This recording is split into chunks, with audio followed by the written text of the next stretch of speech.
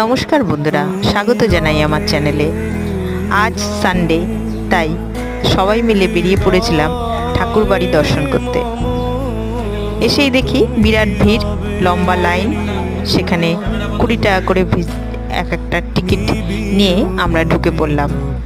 কিন্তু একটু হতাশ হলাম, এখানে কিন্তু কোনো রকম ভিডিও করা একদমই পারমিশন দিলেন না তারা।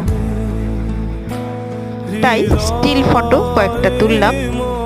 সেই রবীন্দ্রনাথের সমস্ত কিছু স্মৃতি জড়ানো বাড়িটি মন ছুঁয়ে গেল।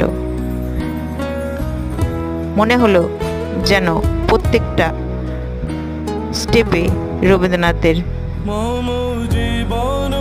অনুভূতির কথা। তাই আপনাদের সঙ্গেও এই ছোট্ট স্মৃতিটি শেয়ার করে ফেললাম।